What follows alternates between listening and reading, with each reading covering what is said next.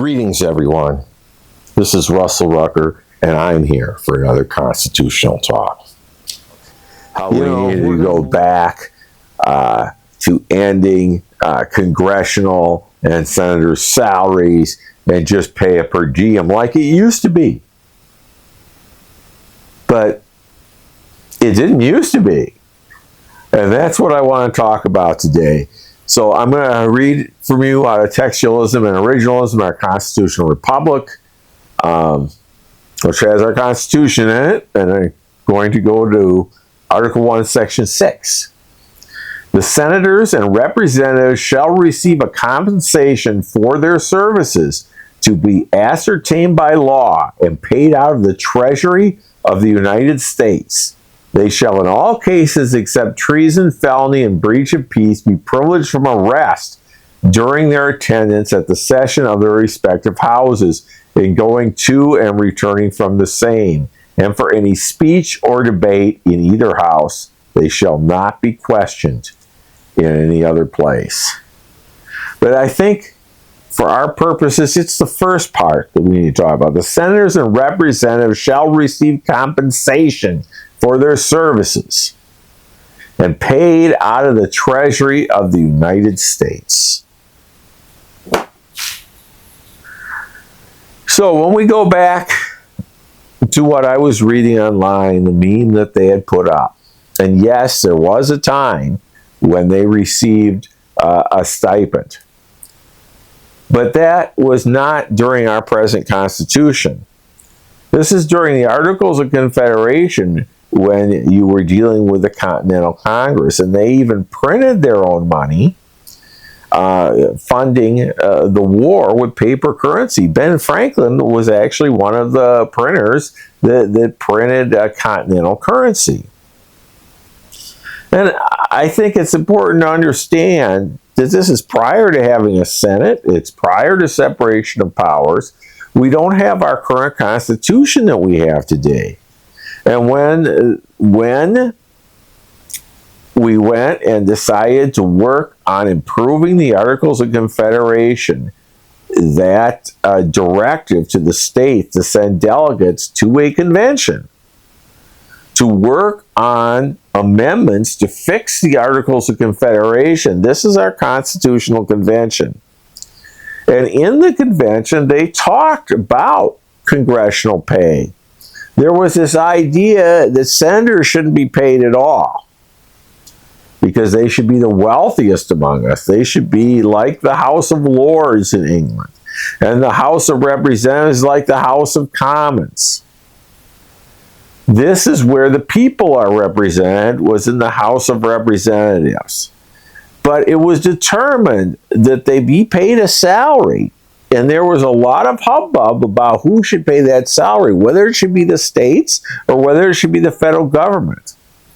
The problem is, if the states were to pay it, you tend to be loyal to the people that you're receiving a salary from. And they thought that the people would be loyal to the states, and they wanted them loyal to the republic, to all the states.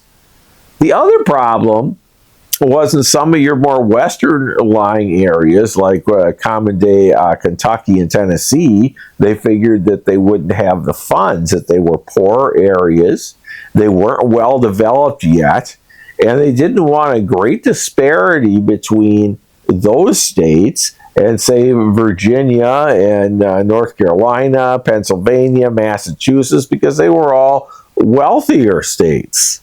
So they wanted the pay to be uniform throughout. And this is one of the reasons for taking an accounting of the numbers. Because the idea was the states would pay a tax to the federal government to cover many of these expenses. And of course, the other reason was for division of for representation in the states. So when they did that census, those were your two purposes. But I think it's best to understand that there's nothing wrong with paying our representatives.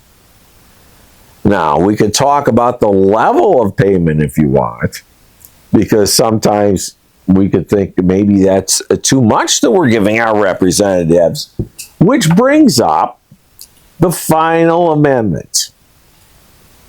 And I believe that is the 25th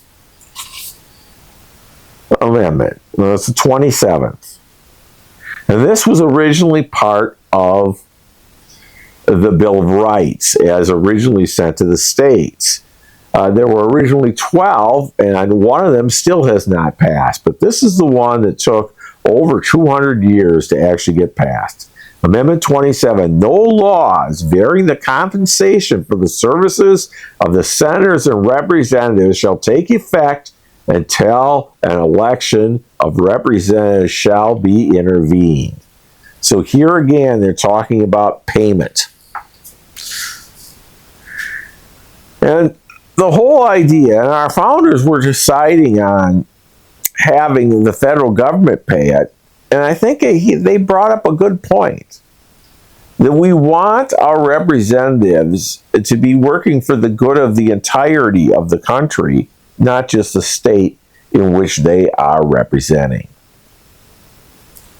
But yes, we've always paid our House members and our senators out of the U.S. Treasury for the purposes of representing us. At least we have since the government was set up following the Constitutional Convention. It's important when you start talking about a government that we not confuse the government under the Articles of Confederation and then the one created by the Constitutional Convention, because they are different. Congress, for instance, only had one branch. Yes, it has a president, but the president was not an executive branch. The president was basically the floor leader for the Congress, which is a vast difference if you get to that understanding. And I hope that clears things up a little bit. And we'll catch you next week, on the next Constitutional Talk. Have a good day, folks. Bye for now.